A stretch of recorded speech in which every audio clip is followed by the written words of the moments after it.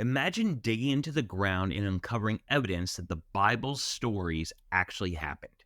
For centuries, skeptics have questioned Scripture's accuracy, but what if the rocks themselves could speak? In this episode, we're looking at 20 archaeological discoveries that confirm the Bible, proving that history and faith are more connected than most people realize. The Bible is full of surprises, some shocking, some inspiring, and some you won't believe are even in there. This is the podcast where every episode uncovers 10 incredible Bible facts you probably never knew about. Let's get into our 10. Number 1, the Dead Sea Scrolls, 1947 to 1956. Isaiah 48 says, "The grass withers, the flower fades, but the word of God stands forever." One of the most groundbreaking biblical discoveries of all time, the Dead Sea Scrolls were found in Qumran, near the Dead Sea, between 1947 and 1956.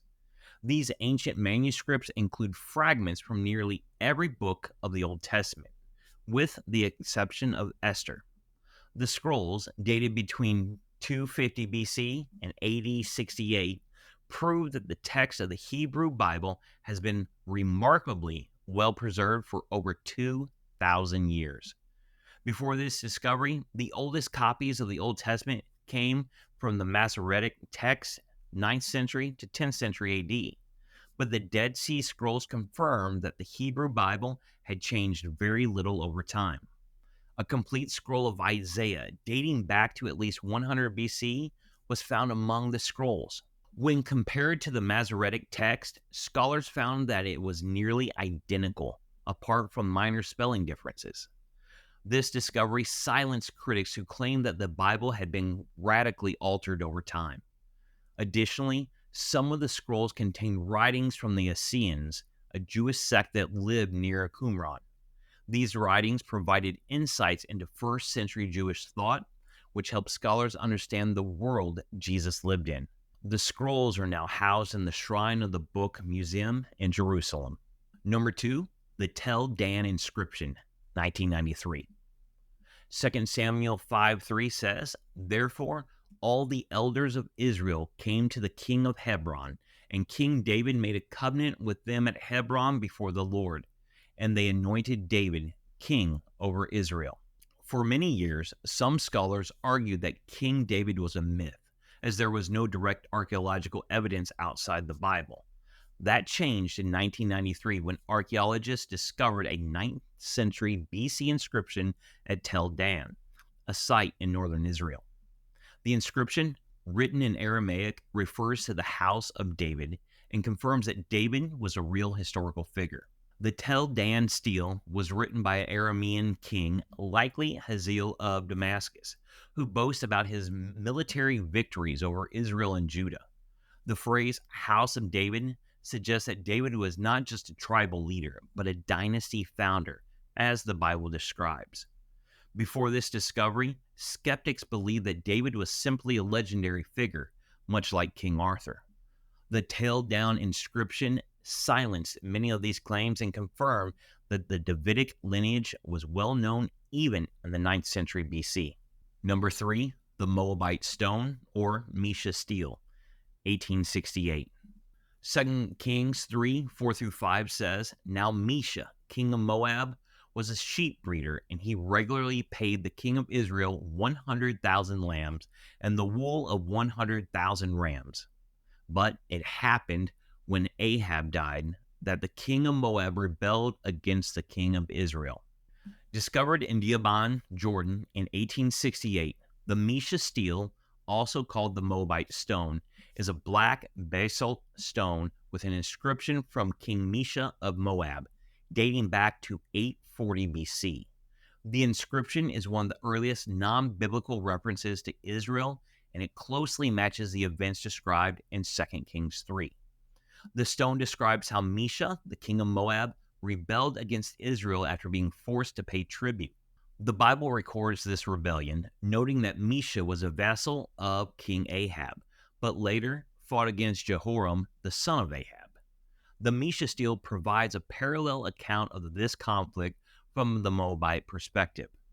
What makes this discovery even more fascinating is that it contains one of the earliest extra-biblical references to Yahweh, the God of Israel.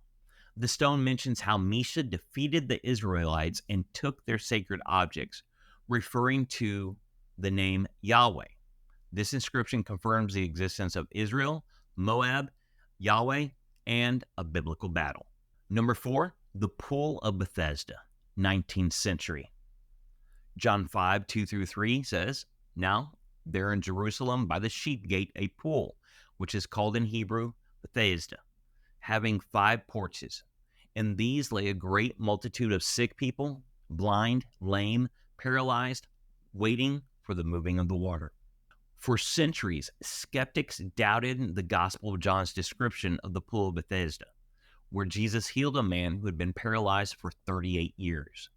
The main issue was that John described the pool as having 5 porticos, or colonnades, which seemed architecturally unlikely. Some assumed it was a symbolic reference rather than a real place. In the 19th century, archaeologists actually discovered the Pool of Bethesda in Jerusalem, precisely where John described it. Further excavations in the 20th century revealed that the pool was a double pool structure, explaining why it was said to have 5 colonnades, 4 surrounding the pools and 1 in the middle. This discovery confirmed that John's gospel contained accurate historical details, even in descriptions that once seemed questionable. The Pool of Bethesda remains a site of Christian pilgrimage today.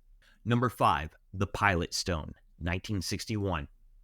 Matthew 27:24 says, "When Pilate saw that he could not prevail at all, but rather that a tumult was rising, he took water and washed his hands before the multitude, saying, 'I am innocent of the blood of this just person. You see to it.'" For centuries, critics questioned the historical evidence of Pontius Pilate, the Roman governor who sentenced Jesus to death. Some scholars believe he was an invention of Christian tradition. This changed in 1961 when archaeologists found the Pilate Stone in Caesarea Maritima, an important Roman city. The inscription on the stone, written in Latin, mentions Pontius Pilate as prefect of Judea. This was the first physical evidence confirming that Pilate was a real historical figure. The discovery aligns with the Gospel's accounts of Pilate's role in Jesus' trial and crucifixion. This stone also reveals that Pilate's official title was prefect, not procurator, as later historical writings suggested. This detail further validates the historical accuracy of the New Testament. Let me take a brief moment, and if you are enjoying this, why not subscribe to the channel and hit that notification button? And if you're enjoying this and think someone else will, why not share it with them? Let's get back to the list. Number 6, the Caiaphas Ossuary. Matthew 26:57. "And those who had laid hold of Jesus led him away to Caiaphas, the high priest, where the scribes and the elders were assembled." In 1990, archaeologists in Jerusalem unearthed an ossuary, or bone box, bearing the inscription "Joseph, son of Caiaphas." This box presumably contained the remains of the high priest who oversaw Jesus' trial before handing him over to Pilate. Caiaphas is mentioned in all 4 Gospels as the high priest who conspired against Jesus. The discovery of this burial site provides direct evidence of this historical existence. The ornateness of the ossuary also confirms that Caiaphas came from a wealthy and influential family as described in the Bible. This discovery is one of the few times where archaeology and the New Testament directly overlap, reinforcing the historical reliability of the gospel accounts. Number 7, the seal of King Hezekiah, 2015.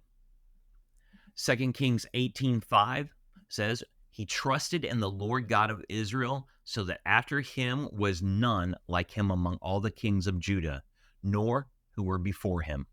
In 2015, archaeologists discovered a clay seal, or bulla, in Jerusalem that bore the inscription "belonging to Hezekiah, son of Ahaz, king of Judah." This discovery is remarkable because it directly confirms the biblical account of King Hezekiah, one of Judah's most righteous kings.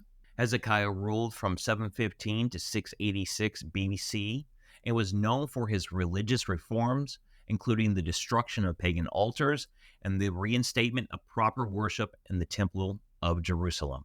The Bible also records his engineering achievements, such as digging Hezekiah's tunnel, which redirected water from the Gihon spring into the city to prepare for the Assyrian siege.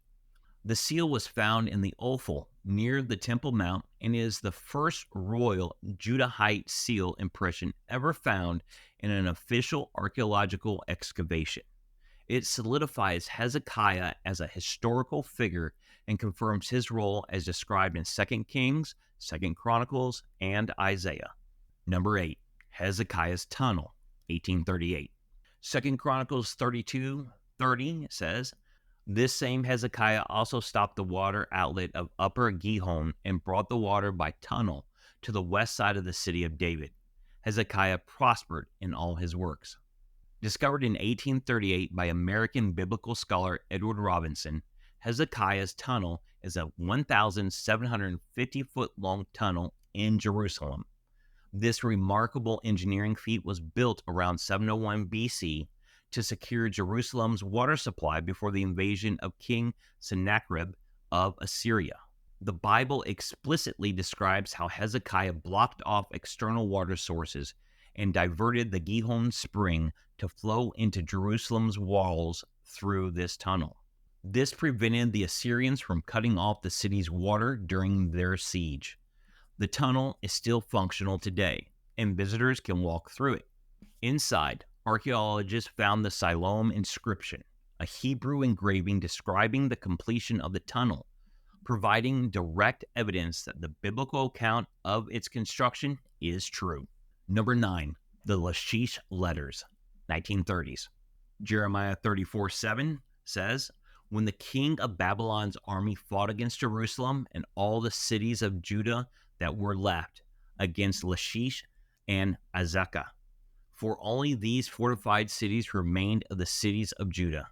The Lachish Letters are a series of Hebrew inscriptions found on pottery fragments, or astraca, during excavations in Lachish, a major city in Judah.